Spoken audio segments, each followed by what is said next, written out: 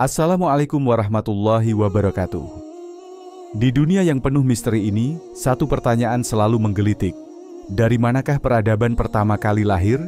Seiring dengan waktu, jawaban yang paling diterima adalah Mesir, dengan kemegahan sungai Nil dan piramida-piramidanya yang menatap langit, berusia lebih dari 6.000 tahun. Namun, dunia ini jauh lebih luas, dan di balik tanah Mesir, ada banyak kisah yang belum terungkap. Seperti lembaran sejarah yang terpendam di balik pasir-pasir gurun yang panas. Para arkeolog kini menggali lebih dalam ke dalam tanah Irak dan Suriah, berusaha menemukan asal-usul peradaban yang tersembunyi di balik reruntuhan kuno. Peradaban Asyur dan Fenisia, dua nama yang mempesona, menyisakan jejak-jejak yang bertanya-tanya. Apakah mereka lebih dulu ada daripada Mesir? Apakah mereka terpengaruh oleh kemegahan Mesir, atau justru sebaliknya, Mesir yang terinspirasi oleh mereka? Semua pertanyaan itu masih menggantung di udara, menunggu jawabannya dari tanah yang terkubur dan terlupakan. Namun satu hal yang pasti, peradaban pertama manusia, apakah berasal dari Mesir, Fenisia, atau Asyur, semuanya berhubungan dengan Laut Tengah. Sebuah laut yang seakan menjadi saksi bisu dari perjalanan sejarah peradaban ini.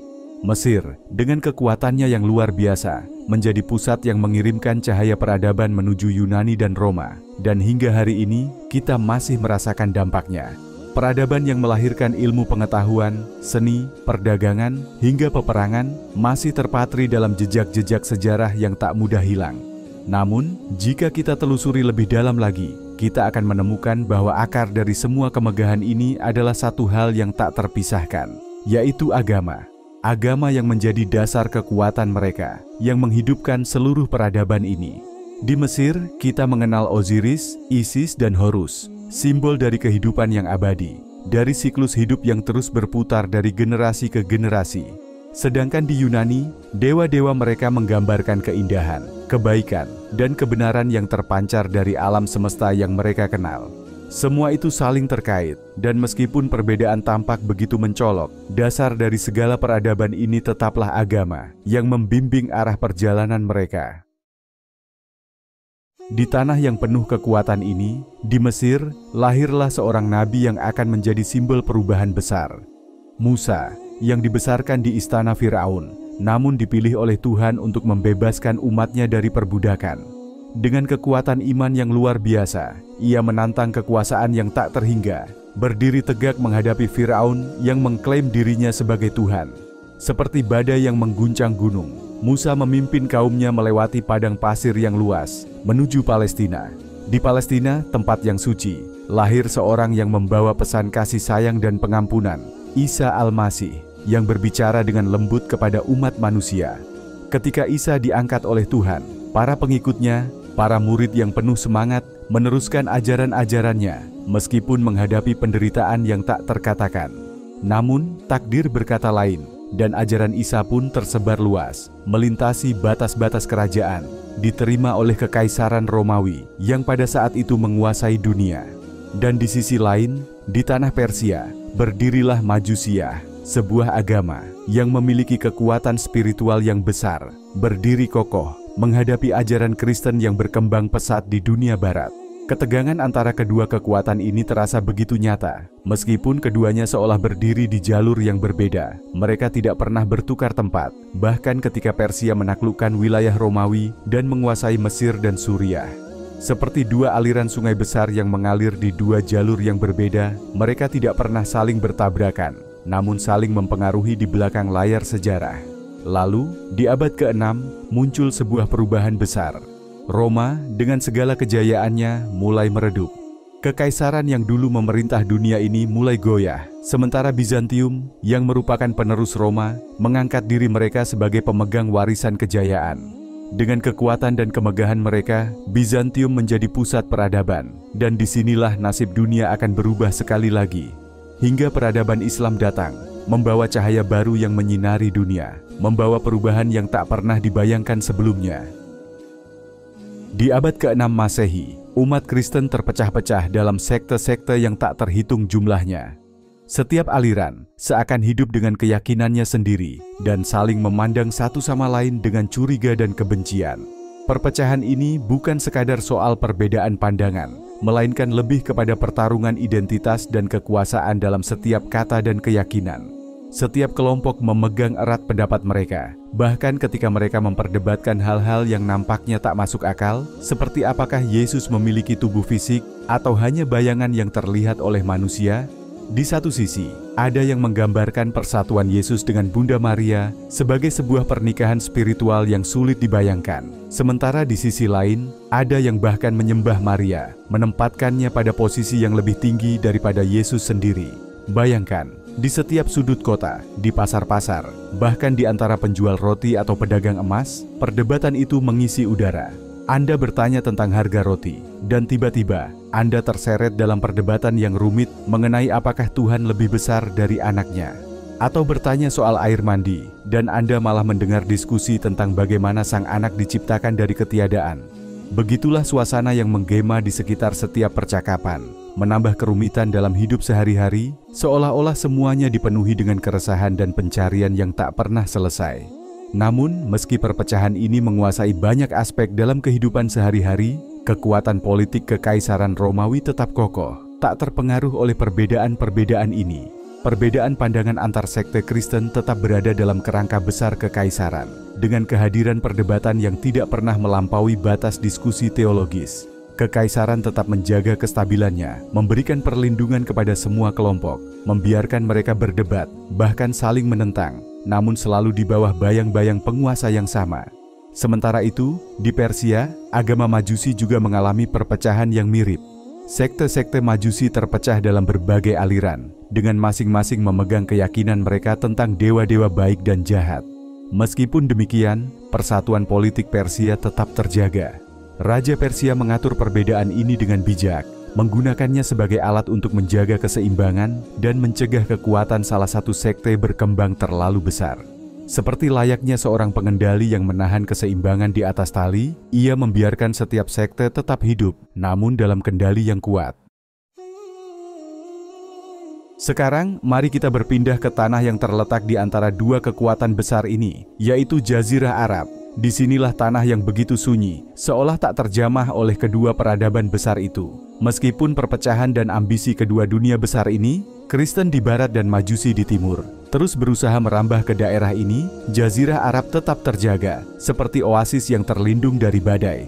Inilah tanah yang, meskipun dikelilingi oleh dua kekuatan besar, tetap menjaga kebebasannya.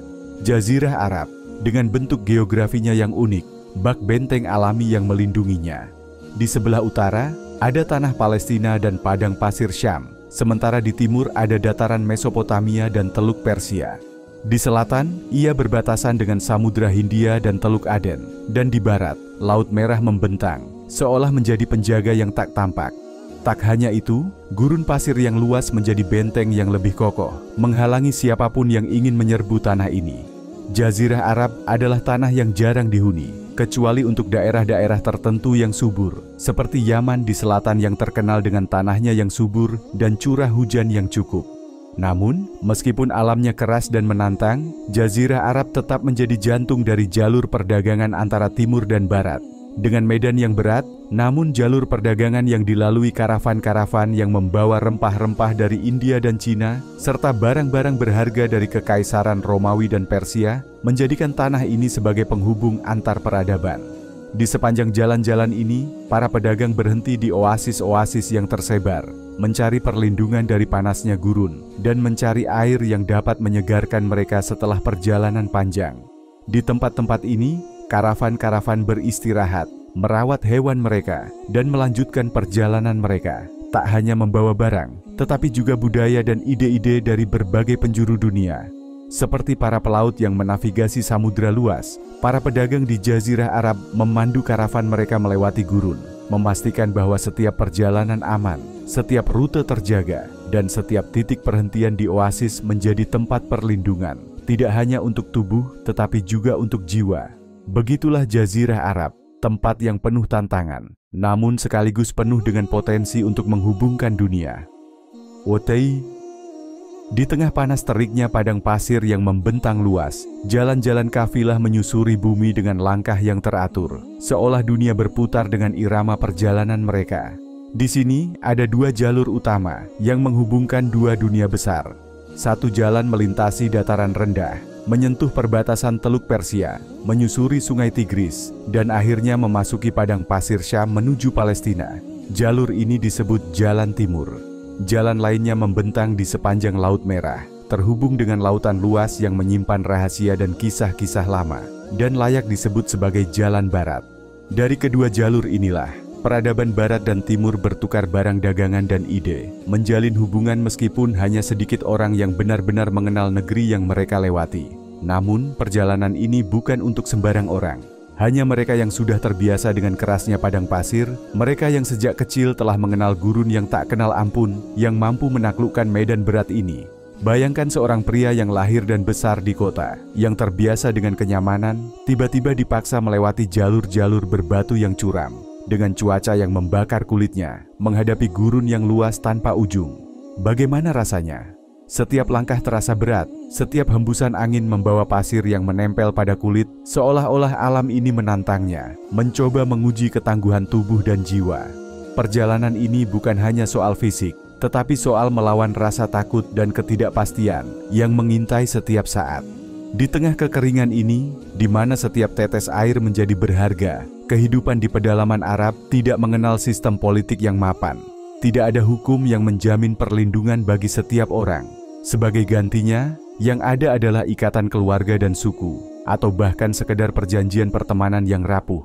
Begitu kerasnya kehidupan di sana, hanya mereka yang memiliki keberanian dan kekuatan yang bisa bertahan. Bahkan dalam masyarakat yang penuh dengan ketidakpastian ini, ada perasaan yang tak terungkapkan di antara mereka. Suatu kenyataan bahwa kehidupan ini adalah tentang bertahan hidup, mengandalkan kekuatan suku atau ikatan darah.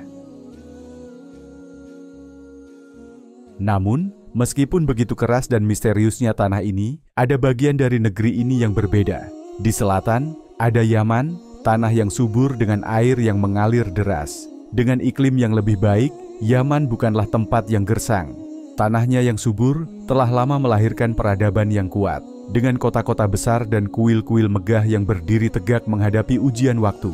Penduduknya, suku Himyar, dikenal akan kebijaksanaan dan kecerdasan mereka, menggunakan sumber daya alam dengan cara yang tidak hanya memenuhi kebutuhan mereka, tetapi juga menaklukkan alam. Salah satunya adalah pembangunan bendungan Ma'rib yang legendaris, yang mengalihkan aliran air untuk menyuburkan tanah dan menciptakan taman yang hijau di tengah gurun. Begitu canggihnya teknologi mereka, seolah-olah mereka bisa berbicara langsung dengan alam, mengubah arah sungai demi kelangsungan hidup mereka. Namun, meskipun tanah yang subur ini menawarkan keamanan dan kestabilan, Yaman juga tidak lepas dari kekerasan. Kehidupan yang makmur ini, di bawah kekuasaan dinasti Himyar, mendatangkan kesulitan dari luar, terutama dengan kedatangan ajaran baru yang mengancam keyakinan mereka. Kerajaan Yaman, yang telah lama mengadopsi agama Yahudi melalui pengaruh pengungsi Yahudi, terpecah dalam pertentangan internal. Ketika Raja Dunuwas, seorang penguasa Himyar, beralih memeluk agama Musa, ia menghadapi tantangan besar. Ia mulai memaksa rakyatnya untuk mengikuti jejaknya atau menghadapi kematian yang mengenaskan. Mereka yang menolak dibakar hidup-hidup dalam api yang tak terpadamkan.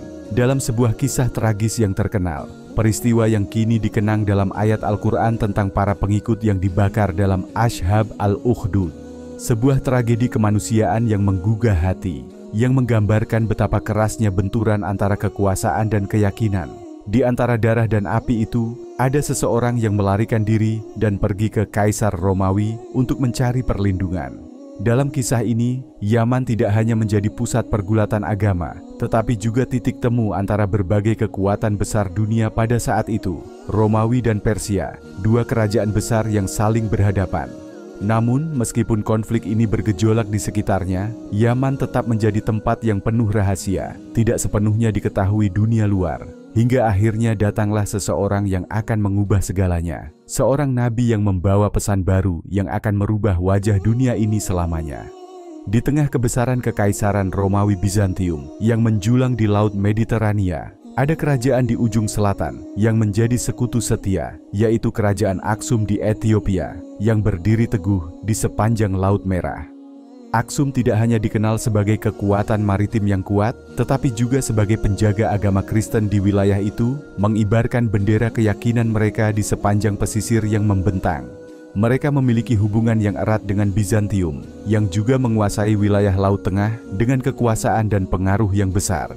Ketika Kaisar Bizantium mengirimkan pesan kepada Raja Aksum, seorang utusan dari Yaman membawa berita penting itu, membawa serta pasukan untuk menaklukkan wilayah Yaman atas nama penguasa Ethiopia.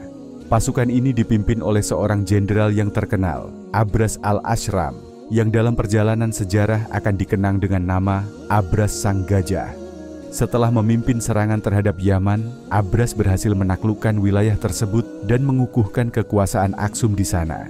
Namun, perjalanan Abras ini tidak berhenti di situ, karena ia akan menjadi bagian dari salah satu peristiwa paling legendaris dalam sejarah Arab, sebuah cerita yang akan mengguncang dunia, yaitu penyerangannya ke Mekah dengan pasukan gajah. Abras, yang dipenuhi ambisi besar, berencana untuk menghancurkan Ka'bah, tempat yang dihormati oleh seluruh bangsa Arab sebagai pusat ibadah.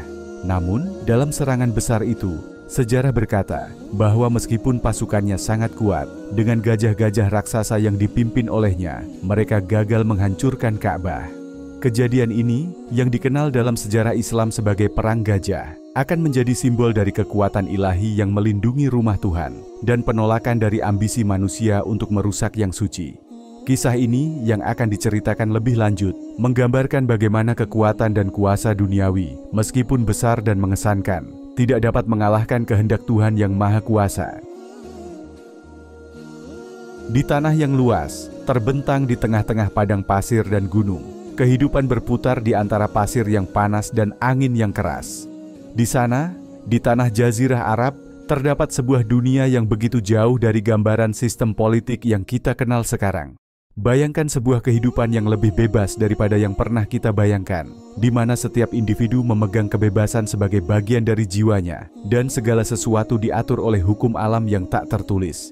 Di sini, tidak ada kerajaan besar yang memerintah, tidak ada istana megah yang menjulang, yang ada hanyalah alam yang mengatur segalanya, dan yang paling kuatlah yang bertahan. Kehidupan di Jazirah Arab, terutama bagi mereka yang hidup di padang pasir, adalah kehidupan yang penuh dengan gerak. Mereka, para pengembara, tak pernah bisa merasa nyaman tinggal di satu tempat. Mereka adalah orang-orang yang tak mengenal konsep ketenangan hidup seperti yang kita bayangkan. Kehidupan mereka adalah perjalanan, perpindahan dari satu tempat ke tempat lain, mencari rumput hijau untuk ternak mereka, dan tempat tinggal sementara yang dapat memberi sedikit rasa aman. Suku-suku mereka, yang dikenal dengan semangat kebebasan dan kejantanan, tak mengenal sistem politik yang mengikat mereka seperti yang ada di dunia lain. Mereka hidup dalam ikatan yang tak terlihat, ikatan kebanggaan dan kehormatan antar sesama anggota suku. Bagi mereka, kebebasan adalah segalanya. Tidak ada yang lebih penting daripada menjaga kehormatan dan harga diri. Mereka tidak akan membiarkan siapapun menindas mereka tanpa perlawanan. Jika ada yang berani mengancam martabat mereka, perang adalah pilihan pertama. Tak ada yang lebih mereka takuti selain kehilangan kebebasan itu. Suku-suku ini tidak membutuhkan sistem pemerintahan yang terstruktur. Mereka lebih memilih untuk hidup dalam kemerdekaan penuh, bergantung pada kode etik yang diwariskan turun-temurun. Sebuah kode yang mengutamakan keberanian, kehormatan, dan perlindungan terhadap yang lemah. Berbeda dengan para penghuni kota yang merasa nyaman dalam ketenangan hidup di bawah kekuasaan penguasa, orang-orang Badui lebih memilih hidup keras, penuh tantangan, dan jauh dari kemewahan. Mereka tidak menginginkan harta benda atau status sosial, karena mereka tahu betul kebebasan adalah harga yang tak ternilai. Mereka bahkan rela meninggalkan tanah kelahiran mereka dan mengembara jauh jika itu yang diperlukan untuk mempertahankan harga diri dan kebebasan mereka. Keinginan untuk tetap hidup dengan penuh martabat, tanpa terikat oleh aturan yang memenjarakan, adalah semangat yang menggerakkan mereka. Namun, meskipun mereka hidup dengan prinsip yang kokoh, mereka juga memiliki sisi lembut yang sulit ditemukan di dunia yang lebih modern. Di tengah kehidupan yang keras, mereka memiliki rasa hormat yang tinggi terhadap tamu dan tetangga. Mereka akan berkorban untuk melindungi mereka yang membutuhkan pertolongan. Kebaikan hati mereka, meski tampak kasar, sebenarnya lahir dari hati yang mulia. Tapi, bila mereka terpojok atau dihina, mereka tidak akan segan-segan untuk melawan. Karena bagi mereka, mempertahankan kehormatan adalah segalanya. Hidup di pedalaman ini, meski penuh tantangan dan perlawanan, memiliki keteguhan yang tak tergoyahkan. Di tengah badai kehidupan, di antara angin gurun yang tak kenal ampun, mereka tetap teguh memegang kebebasan sebagai inti dari eksistensi mereka. Dan meskipun peradaban besar datang menghampiri, mengajak mereka untuk memasuki dunia yang lebih nyaman, mereka tetap enggan untuk mengorbankan kebebasan mereka. Meski itu berarti harus hidup jauh dari ketenangan kota yang penuh aturan dan peraturan. Begitulah kehidupan mereka, kehidupan yang sederhana namun penuh kehormatan, berjuang demi martabat, dan tak pernah menyerah pada dunia yang ingin mengekang kebebasan mereka. Demikianlah gambaran kehidupan masyarakat di Jazirah Arab, sebuah dunia yang penuh dengan kebebasan, kehormatan, dan kesetiaan pada tradisi. Di balik kehidupan keras yang mereka jalani, ada nilai-nilai yang mengikat mereka, dan ada semangat yang tak mudah dipatahkan. Namun, meskipun mereka hidup dalam kebebasan yang nyaris mutlak, ada satu aspek dalam kehidupan mereka yang tak bisa dipisahkan, yaitu agama dan kepercayaan. Kepercayaan-kepercayaan yang berkembang di tengah mereka, meskipun tidak terikat oleh satu agama besar seperti yang dikenal dunia, tetap memegang peranan penting dalam membentuk identitas mereka. Beranjak dari kehidupan masyarakat yang penuh kebebasan ini, kita akan menyelami satu aspek penting yang telah membentuk banyak suku di Jazirah Arab. Paganisme atau penyembah berhala di Arab dan penyebabnya. Mengapa bangsa Arab pada masa itu terjerat dalam kepercayaan kepada berhala dan menyembah banyak Tuhan? Apa yang mendorong mereka untuk berpaling dari kehidupan yang lebih spiritual menuju penyembahan benda-benda mati? Semua ini akan kita bahas lebih dalam untuk memahami akar dari kepercayaan-kepercayaan yang mengakar dalam masyarakat Arab sebelum datangnya cahaya Islam.